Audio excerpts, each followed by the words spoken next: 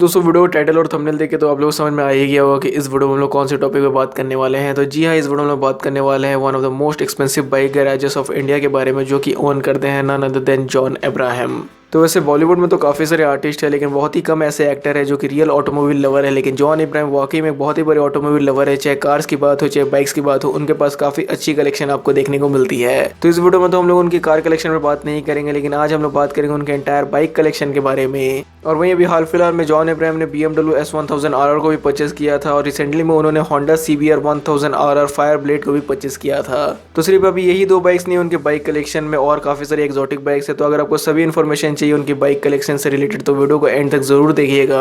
तो वीडियो चालू करने से पहले मैं आप लोगों को यहाँ पर रिक्वेस्ट करना चाहूंगा कि जिन लोगों ने अभी तक से चैनल को सब्सक्राइब नहीं किया, वो लोग जोर से सब्सक्राइब कर लीजिएगा ऐसी और इन्फॉर्मेटिव वीडियोस देखने के लिए। नीचे दिए हुए रेड बटन को प्रेस करके आप लोग चैनल को सब्सक्राइब कर सकते हैं। साथ ही में बेल आइकन को भी जरूर से ऑन कर लीजिएगा, ताकि आप लोग न्यू वीडियोस के नोटिफिकेशंस मिस ना करने पाओ। और वहीं अगर आपको वीडियो पसंद आता है तो लाइक जरूर से कर दीजिएगा। साथ ही में कोई दूसरी बाइक कार से रिलेटेड अगर आपको इन्फॉर्मेशन जानी है तो डायरेक्टली आप मेरे से इंस्टाग्राम पे बात कर सकते हैं। इंस्टाग्राम की लिंक नीचे आपको डिस्क्रिप्शन बॉक्स में देखने को मिल जाएगी। So without any further do let's start this video. तो दोस्तों, करेंटली जॉन अब्राहम के सुपर बाइक्स के फ्लीट में उनके पास टोटल 8 सुपर बाइक्स, और वो काफी ज्यादा एक्सोटिक सुपर बाइक्स ओन करते हैं, काफी ज्यादा limited edition super bikes own करते हैं। तो यहाँ पे जितनी भी बाइक्स आपको इस लिस्ट में देखने को मिलेगी, कोई भी प्राइस के अकॉर्डिंग नहीं एडजस्ट की गई है। सभी सुपर बाइक्स को यहाँ पे मैंने रैंडमली एडजस्ट किया हुआ है। तो फर्स्ट नंबर पर हम लोग बात करने वाले हैं एप्रिलिया RS V4 RF के बारे में। तो यहाँ पे एक तरह से आप लोग ये कह सकते हो कि एप्रिलिया RS V4 RF जो थी, ये one of the flagship bike थी एप्रिलिया की तरफ से। और वहीं ये लिमिटेड एडिशन भी थी, क्योंकि पूरे वर्ल्ड वाइड में सिर्फ इस बाइक के 5 वेरिएंट्स यूनिट्स को ही सेल किया गया था। मेरा मतलब यहाँ पे कहने का ये है कि एप्रिलिया ने सिर्फ इस बाइक के 5 वेरिएंट्स यूनिट्स को ही प्रोड्यूस किया था। और वहीं इसके 5 वेरिएंट्स यूनिट सेल होने के बाद एप्रिलिया ने इस बाइक को डिसकंटिन्यू कर दिया था, जिसकी वजह से आज के डेट में अगर आप इस बाइक को खरीदना चाहते हो तो ये मार्केट में आपके लिए अवेलेबल नहीं है। और वहीं इसकी जो लास्ट एक शोरूम प्राइस थी वो थी 24,94,000 रुपीज। लिमिटेड प्रोडक्शन होने की वजह से ये जो बाइक है काफी ज्यादा रेयर है, बहुत ही कम लोगों के पास आपको ये बाइक देखने को मिलती है। और वहीं ये बाइक में 195 bhp का पावर मिल जाता था और 150 न्यूटन मीटर का टॉर्क मिलता था इसके 999 cc V4 इंजन से।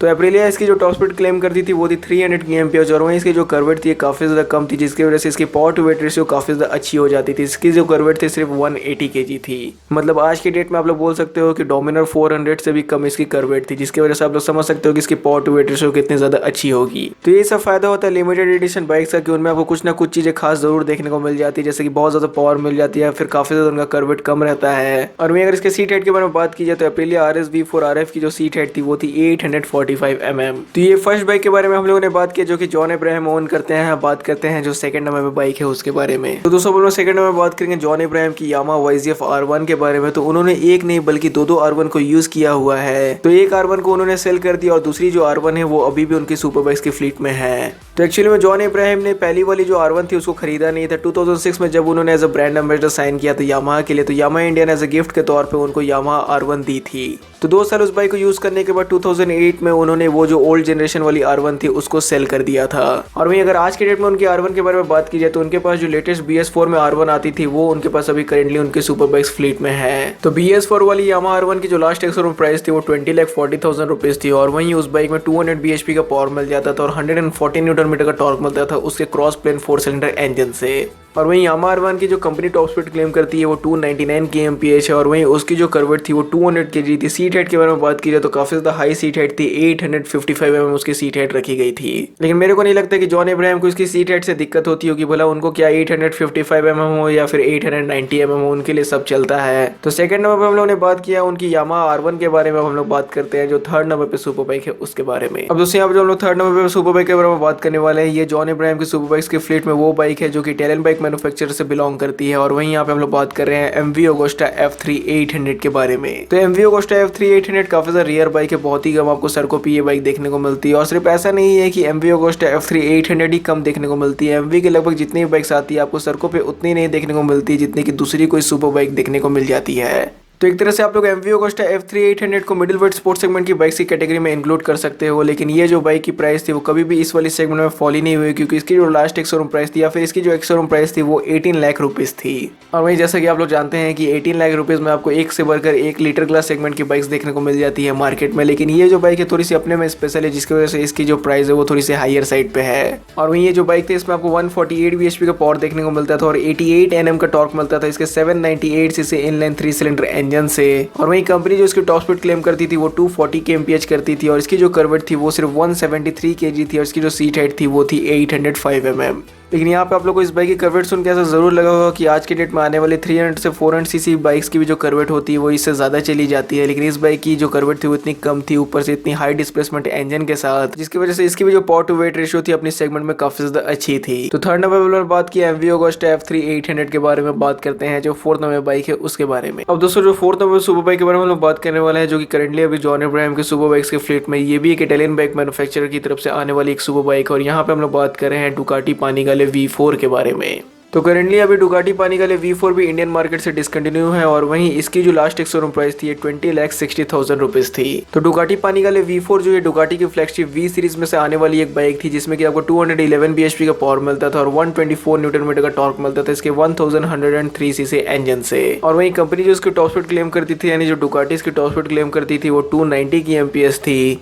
और वही इसकी कर्वेट भी अपनी सेगमेंट में काफी ज्यादा कम थी, इसकी कर्वेट सिर्फ 198 kg थी। मतलब आज के डेट में रॉयल एनफील्ड की जो कुछ बाइक्स आती है उनसे भी कम इसकी कर्वेट थी, और वहीं इसी की वजह से इसकी जो पावर टू वेट रेशियो थी ये भी अपनी क्लास में काफी ज्यादा बेटर थी। तो जॉन इब्राहिम के सुपर बाइक्स के फ्लीट में ऐसा नहीं है कि सिर्फ आपको जापानीज सुपर बाइक्स देखने को मिलेगी, उनके पास हर एक काइंड की सुपर बाइक्स यानी मिक्स कैटेगरी की सुपर बाइक्स है। इटालियन सुपर बाइक्स भी है, जापानीज सुपर बाइक्स भी है, जर्मन सुपर बाइक्स भी है। तो यहाँ पे हम लोगों ने फोर्थ नंबर में बात की डुकाटी पानिगले V4 के बारे में बात करते हैं उनकी फिफ्थ सुपर बाइक के बारे में। तो दोस्तों अभी तक से हम लोगों ने काफी ज्यादा हल्की हल्की सुपर बाइक्स के बारे में बात करी, लेकिन यहाँ पे जो फिफ्थ नंबर में हम लोग जो सुपर बाइक के बारे में बात करने वाले ये काफी ज्यादा भारी भरकम सुपर बाइक है। मतलब स्टॉल कंडीशन में इसको आगे पीछे करने के लिए आपको बॉडी बनानी पड़ेगी जॉन इब्राहिम की तरह, क्योंकि इसकी जो कर्वेट है 150, 200 या फिर 250 kg नहीं, इसकी जो कर्वेट है वो 310 kg है। तो जी हाँ दोस्तों 310 kg वाली सुपर बाइक के बारे में हम लोग फिफ्थ नंबर में बात कर रहे हैं। तो फिफ्थ नंबर में बात करें यामाहा VMAX के बारे में। तो यामाहा VMAX को पूरी तरीके से एक स्पोर्ट सुपर बाइक डिस्क्राइब करना सही नहीं होगा, क्योंकि ये एक क्रूजर सुपर बाइक है। और वही ऐसा नहीं कि इसकी कर्वेट इतनी ज्यादा है तो इसमें कुछ परफॉर्मेंस नाम का चीज नहीं है, इसमें भी काफी अच्छी परफॉर्मेंस है, क्योंकि इसकी भी जो पावर और टॉर्क है वो आपको काफी अच्छी मिल जाती है।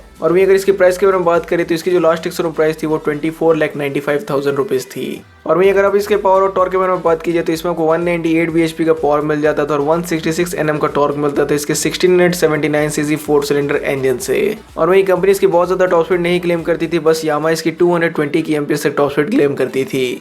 तो ऑलमोस्ट 200 bhp होने की वजह से इसकी जो एक्सेलरेशन थी वो तो आपको अच्छी देखने को मिल ही जाती थी, लेकिन ज़्यादा कर्वेट होने की वजह से इसकी टॉप स्पीड उतनी नहीं थी। और वहीं क्रूजर बाइक्स को अगर देखा भी जाए तो इनमें आपको उतना अच्छा टॉप स्पीड नहीं देखने को मिलता है as compare to a full faired super bike, क्योंकि जो क्रूजर बाइक होती है वो बहुत ज़्यादा एरोडायनेमिक नहीं होती है as a full faired super bike. और वहीं ये सब जो बाइक्स इनको रिलैक्स राइडिंग करने के लिए बनाए जाते हैं, इनको बहुत ही हाई एग्रेसिव राइडिंग करने के लिए नहीं बनाया जाता, जिनकी वजह से इनमें आपको उतनी टॉप स्पीड नहीं देखने को मिलती जितनी की फुल फेयरिंग सुपर बाइक्स में देखने को मिल जाती है। और वहीं अगर इसकी सीट हाइट के बारे में बात की जाए तो इसकी सीट हाइट जो थी वो बस 775 mm थी। तो करेंटली यही वो क्रूजर सुपर बाइक है जो कि अभी जॉन इब्राहिम के फ्लीट में है। उनके पास अभी कोई दूसरी ऐसी क्रूजर बाइक नहीं है, उनके पास कोई भी हार्ली या फिर इंडियन की कोई ऐसी क्रूजर बाइक नहीं है, सिर्फ उनके पास यही यामाहा VMAX है। ज्यादा जो उनकी फ्लीट में आपको सुपर बाइक्स देखने को मिलेगी, ऑलमोस्ट जितनी भी बाइक्स है सब full fairing sports super bikes है। तो फिफ्थ नंबर पर उन्होंने बात की यामाहा VMAX के बारे में बात करते हैं, जो सिक्स नंबर पे उनकी सुपर बाइक है उसके बारे में। अब दोस्तों यहाँ पर जो सिक्स नंबर पर जो सुपर बाइक है जो कि जॉन इब्राहिम के सुपर बाइक्स के फ्लीट में से बिलोंग करती है, तो ये जो बाइक है इसको कंपनी ने स्पेशली लॉन्च किया था सुजुकी हायाबुसा से कॉम्पीट करवाने के लिए। और वहीं ये जो बाइक थी सुजुकी हायाबुसा की डायरेक्ट कॉम्पिटिटर थी।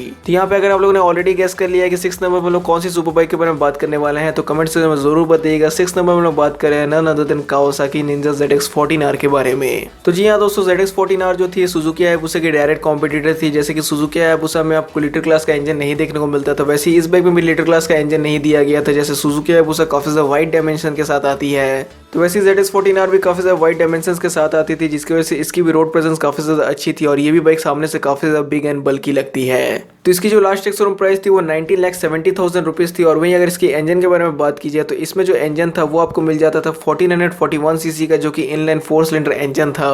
और इसमें आपको सेम हायाबुसा की तरह पावर देखने को मिलती थी 198 bhp की, इसमें आपको टॉर्क मिलती थी 158 Nm का। और वही कंपनी इसकी जो टॉप स्पीड क्लेम करती थी वो 300 kmph की करती थी, लेकिन हायाबुसा की तरह ये भी जो बाइक थी अपनी स्टॉक कंडीशन में 300 kmph से एवब चली जाती थी।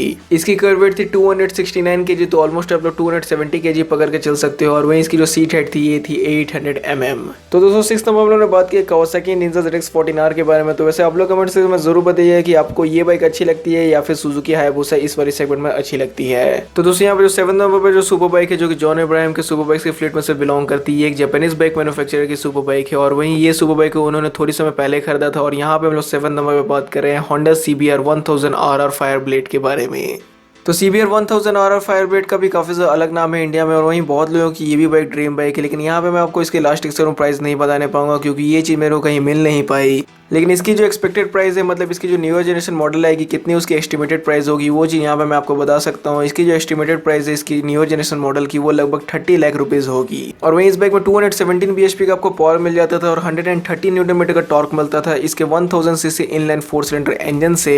और वहीं होंडा जो इसकी टॉप स्पीड क्लेम करती थी वो 299 kmph थी और वहीं इसकी जो करवेट थी वो 201 kg थी और इसकी जो सीट हाइट थी वो थी 830 mm। तो 7 नंबर पर उन्होंने बात किया Honda CBR 1000 RR fire blade के बारे में। हम लोग बात करते हैं उनकी फ्लीट की आखिरी बाइक के बारे में जिसको उन्होंने अभी रिसेंटली में ही परचेस किया था। तो जैसे कि दोस्तों मैंने आपको वीडियो के स्टार्टिंग में बताया कि अभी रिसेंटली में जॉन इब्राहिम ने BMW S1000 RR को परचेस किया था और वहीं ये जो बाइक है लिटिल क्लास सेगमेंट में आने वाली वो बाइक है जिसमें कि आपको टन ऑफ फीचर्स मिल जाते हैं। अभी रिसेंटली की मेरे एक वीडियो में मैंने आपको बताया था कि ये बाइक में आपको कितने सारे फीचर्स मिल जाते हैं। तो अगर आप लोगों ने वो वीडियो नहीं देखा है तो ऊपर आपको आई बटन पर लिंक मिल रही होगी या नीचे आप लोगों को डिस्क्रिप्शन बॉक्स में उस वाली वीडियो की लिंक मिल जाएगी या फिर आप लोग डायरेक्टली चैनल पर विजिट करके वो वाली वीडियो को चेकआउट कर सकते हो।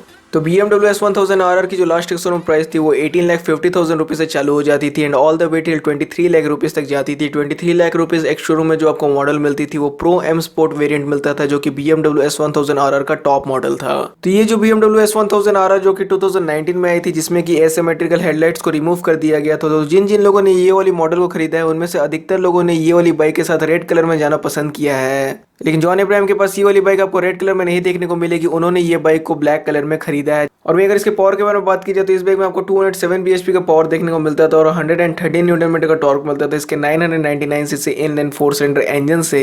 और वही कंपनी यानी BMW जो इसकी टॉप स्पीड क्लेम करती थी वो 299 kmph करती थी। और वहीं अगर इसकी करवेट के बारे में बात की जाए तो इसकी करवेट थी 197 kg और अगर सीट हाइट के बारे में बात की जाए तो इसकी जो सीट हाइट थी वो थी 824 mm।